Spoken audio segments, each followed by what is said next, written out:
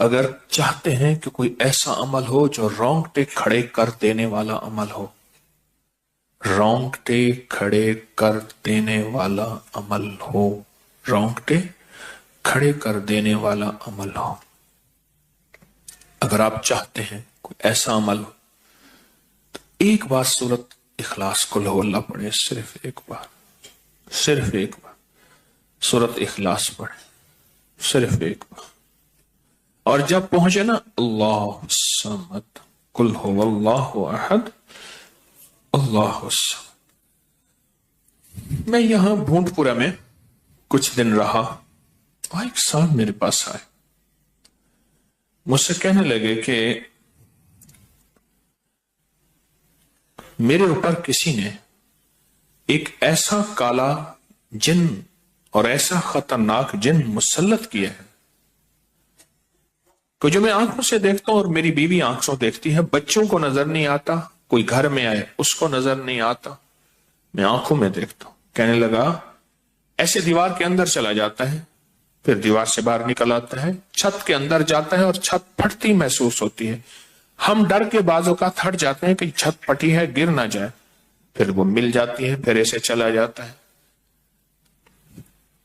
وہ کالا جن ایسے چلا جاتا ہے، ایسے آ جاتا ہے. کہا کہ اسے کسی نے ہمارے اوپر مسلط کیا ہے، ان کے کچھ مسائل تھے، کوئی آپس میں مسلط کیے، اور کہا کہ وہ جن ایسا ہے ہمیں عبادت نہیں کرنے دیتا، تسبیح نہیں کرنے دیتا، وظیفے نہیں کرنے دیتا، اعمال نہیں کرنے دیتا، ہمارا منہ بند کرتا ہے. مجھے آج بھی اس بندے کے الفاظ یاد ہیں. 2 اس کے ساتھ بوڑھی خواتین تھیں، ایک بہن تھی، ایک بیوی تھی، بیچارہ حالات کا ستایا مارا ہوا، کچھ 60 65 کے 70 کے قریب اس کی عمر تھی. کہنے لگا کہ جب میں قل ہو اللہ پڑھتا ہوں تو اس کی گرفت ڈھیلی پڑ جاتی ہے، اور جب میں پڑھتا ہوں نا اللہ الصمد، تو کہا کہ اللہ الصمد پڑھتے ہی وہ ایک دم دور ہو جاتا ہے، ایسے جیسے کسی چیز کو کوئی دھکا دے اور وہ چیز دھکے سے ایک دم دور ہو جائے. اللہ الصمد، ایک دم وہ دھکے سے ایک دم کوئی دور ہو جائے. کہا کہ ایسے ہی ہوتا ہے اللہ الصمد، اور کہا کہ بس یہی وظیفہ جو ہے، کہا کہ مجھے مفید ہوا ہے، موافق ہوا ہے یہی وظیفہ، اور کہا کہ بس اب میں صرف یہی وظیفہ پڑھتا ہوں. مجھ سے کہنے لگا آپ مجھے کوئی وظیفہ بھی دیں گے نہیں پڑھنے دیں گے، یہی اگر اجازت دے دیں. تو میں نے کہا اس سے بڑھ کے اسم اعظم کون سا ہے، اس سے بڑھ کے پرتاثیر چیز کون سی ہے؟ میں آپ کو یہی وظیفہ دے دیتا ہوں، آپ اسی وظیفے کو پڑھیں. پھر میں نے اس کو ایک ترکیب بتائی، آپ کو ہی بتاتا ہوں، شاید میں زندگی میں پہلی دفعہ بتا رہا ہوں یا پہلے بتائی ہوگی، جہاں تک میری یادداشت ہے پہلی دفعہ بتا رہا ہوں. یہ نہیں کہ چھپاتا ہوں، دعویٰ تو پھر بھی نہیں کر سکتا، بھول جاتا ہوں پھر یاد آتی ہے بازو کا. اب وہ چیز آپ کو عرض کر رہا ہوں. میں نے اسے کہا صرف ایک دفعہ سورۃ اخلاص پڑھ، اول آخر 3 دفعہ درود شریف. رونگٹے کھڑے کر دینے والا عمل، اس کا نام جو میں نے سال سے رکھا ہے رونگٹے کھڑے کر دینے والا عمل. حدیث میں آتا ہے، مفہوم ہے کہ جب بندے کی اضطراری کیفیت ہوتی ہے، بے چین، بے قرار، پریشان ہوتا ہے، مضطر، اس وقت عرش الہی ایک دم میں حرکت میں آتا ہے، رحمت متوجہ ہوتی ہے اور اللہ کا عرش ہل جاتا ہے. رونگٹے کھڑے کر دینے والا عمل، ایسا عمل جس میں انسان جو ہے بس ایک پل میں ایسے بے چین، بے قرار ہو.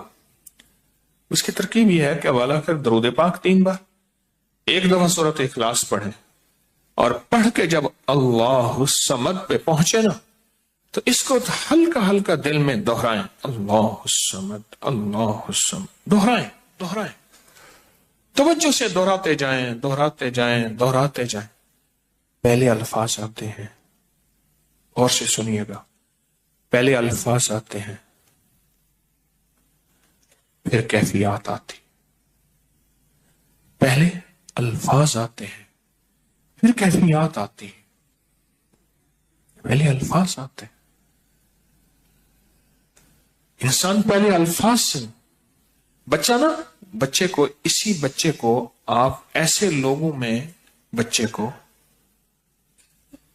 ایسے لوگوں کے ساتھ پلنے کے لیے جو بول نہیں سکتے، بچہ کبھی نہیں بولے گا، ہوں کہاں کرے گا، کرے گا، بول نہیں سکے گا، کیونکہ بچہ الفاظ چنتا ہے پھر وہ الفاظ بولتا ہے۔ پہلے الفاظ ہوتے ہیں۔ کسی نے پوچھا، حضرت میرا دل ذکر نہیں کرتا، بس زبان سے کرتا ہوں۔ کہا مبارک ہو، اللہ نے جسم کے ایک حصے زبان کو قبول کر لیا ہے، اس کو نہ چھوڑنا، ایک وقت آئے گا دل بھی قبول ہو جائے گا، ایک وقت آئے گا دل بھی قبول ہو جائے گا۔ اس زبان والے ذکر کو نہ چھوڑنا، ایک وقت آئے گا دل بھی قبول ہو جائے گا۔ اس کو نہ چھوڑنا، اس کو نہ چھوڑنا۔ حقیقت کہہ رہا ہوں۔ میں نے اس سے کہا کہ ایک ایسا کام کر، تنہائی میں بیٹھ، اور تنہائی میں بیٹھ کے نا، بس صرف تو ہو، اللہ ہو، بندہ ہو، تنہائی میں بیٹھ، اور تنہائی میں بیٹھ کر، تنہائی میں بیٹھ کر آپ نے ذکر کرنا، تنہائی میں بیٹھ کر آپ نے ذکر کرنا، تنہائی میں بیٹھ کر، اور اللہ الصمد کی ضربیں لگانی ہے دل پہ، دل پہ، دل پہ۔ پڑھنی صرف ایک دفعہ سورۃ اخلاص ہے، اور جب دیکھیں نا رونگٹے کھڑے ہو گئے ہیں، اور انگ انگ میں سے آنسو بہنا شروع ہوئے ہیں، آنکھوں سے، آنسوں سے، اور دل سے، اور کیفیات سے، ہر جسم کا حصہ اللہ کی طرف متوجہ ہو گیا ہے۔ ہر دل کا حصہ، ہر جسم کا حصہ، ہر رگ رگ رگ رگ رگ رگ اللہ کی طرف متوجہ ہو گئی ہے۔ تو پھر اللہ کے ساتھ تعلق بنا، اور اپنی مراد، اپنی آس، اپنی امید اللہ کے سامنے پیش کر، اپنی مراد، اپنی آس، اپنی امید اللہ کے سامنے پیش کر، اور اللہ الصمد کو دوہرا دوہرا دوہرا دوہرا دوہرا۔ یہ جو جنگلوں میں کہتے ہیں چلا کیا فلاں بابا جی نے، پہاڑوں کی غاروں میں چلا کیا فلاں بابا جی نے، کنووں کے اندر چلا کیا، ابھی بھی ایسے کنویں موجود ہیں جس کے نیچے اتر کے پانی بھرتے تھے، اس کو ہمارے برے صغیر کی زبان میں باولی کہتے ہیں۔ اس میں نیچے جا کے پانی بھرتے تھے۔ میں نے بخارا کے اندر دیکھا، اور کئی جگہ دیکھا، ٹھٹھا میں بھی ابھی وہ ہیں، ٹھٹھا میں لیکن خشک ہو چکے ہیں، نیچے جا کے پانی بھرنا۔ ان کنووں کی گہرائیوں میں جا کے، تنہائیوں میں بیٹھ کے، خشک کنووں میں اللہ الصمد اور ذکر۔ اس کی وجہ اندر تنہائیوں میں، یا پھر کیا کیا، کہا کہ روئی کو تھوڑا سا گیلا کر، اور پیسی ہوئی کالی مرچیں اس میں ملا، اور کانوں میں ڈال کہ کوئی آواز کانوں تک نہ پہنچے۔ میری اماں رحمت اللہ علیہ کے پاس طوطا تھا، تو اس طوطے کو کلمہ پڑھاتی تھی، رات کو پڑھا پڑھا کے نا اس کے کانوں پہ موم لگا دیتی تھی۔ میں نے خود دیکھا، کانوں پہ موم لگا دیتی تھی کہ ساری رات اس کے کانوں میں، ساری رات اس کے کانوں میں اور کوئی آواز نہ جائے۔ جاگ رہے، اور کوئی آواز نہ جائے۔ اچھا، ایسا کرتے رہے کرتے رہے، میں نے خود دیکھا کچھ عرصے کے بعد اس نے کلمہ پڑھنا شروع کر دیا۔ ایسے ہی ہم اگر مشق کر لیں، جانور کی مشق ہو جائے تو اس کو کلمہ زبان پہ آ جاتا ہے۔ اگر ہم کبھی بھی کسی جنگل ویرانے میں، کبھی گھر کی تنہائیوں میں، کبھی کہیں بھی ایک دفعہ سورۃ قل ہو اللہ پڑھیں، اور ایک دفعہ سورۃ اخلاص پڑھیں، اور ایک دفعہ سورۃ اخلاص پڑھیں، لیکن اللہ الصمد کو بہت زیادہ دوہرائیں۔ اصل میں اللہ میں نقطہ نہیں، صمد میں نقطہ نہیں، یہ حروف صوامت ہیں، یہ بے نقطہ حروف ہیں، اور ان بے نقطہ حروف میں بہت طاقت بھی ہے، بہت تاثیر بھی ہے، بہت کمال بھی ہے۔ اللہم اغفر لی ولوالدی وللمؤمنین والمؤمنات والمسلمین والمسلمات۔ آپ اس وظیفے کو اٹھائیں، اس میں ذرا چنیں کہ بے نقطہ حروف کتنے ہیں۔ آپ کو حیرت ہوگی، اور آپ کو حیرت ہوگی کہ اچھا یہ کیا ہے۔ جو طبیب کامل ہو جاتا ہے نا، یاد رکھیے گا، جو حکیم پختہ کار ہو جاتا ہے، جو ڈاکٹر پختہ ہو جاتا ہے، وہ کسی کا نسخہ دیکھتے ہی نا ایک پل میں دوائیں دیکھتا ہے اور دوائیں پڑھتا ہے، کہتے بس اس میں تھوڑی سی تبدیلی کر دیں باقی ٹھیک ہے، یا کہتے ہیں نہیں تبدیل نہ کریں یہی ٹھیک ہے۔ اسے پتا ہے یہ اس جسم کے مطابق، اس بیماری کے مطابق یہ عین صحت ہے، عین تندرستی ہے۔ اسی طرح جو وظائف کی دنیا کا بندہ ہوتا ہے اور اس کو وظائف کی دنیا میں پختگی مل جائے تو وہ بھی ایک پل میں وظیفے کے اندر کی طاقت دیکھتا ہے کہ اس میں حروف آتشی کتنے ہیں، خاکی کتنے ہیں، آبی کتنے ہیں، بادی کتنے ہیں، صوامت کتنے ہیں، قمری کتنے ہیں، شمسی کتنے ہیں، اور اس کے اندر وہ حروف کتنے ہیں جو نوری ہیں، وہ کتنے ہیں۔ ایک پل کے اندر اس سے وظیفے کی طاقت اور تاثیر، اور ایک پل کے اندر اس کے کمالات اس کے اندر کھل جاتے ہیں۔ اندیکھا جہان ہے، لاہوت ملکوت کا جہان ہے۔ ایک صحابی حضرت معاذ بن جبل رحمت اللہ رضی اللہ تعالیٰ عنہ، وہ فرماتے ہیں کہ زندگی محدود ہے، علم لا محدود ہے۔ انہی کا فرمان،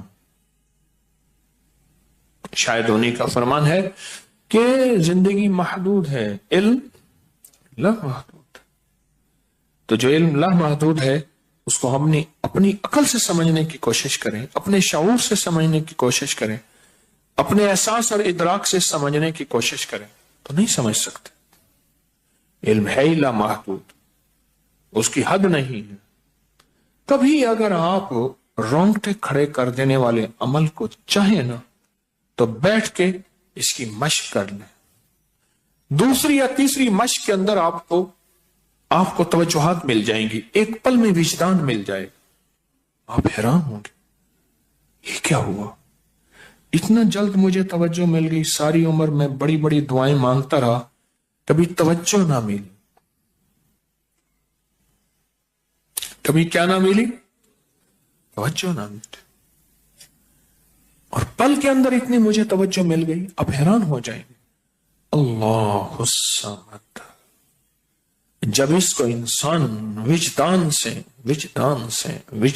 سے اور پورے درد سے اور پورے غم سے اور پورے درد سے بندہ اس کو دہراتا ہے، اس کے اندر جتنے بھی حروف ہیں وہ سارے وہ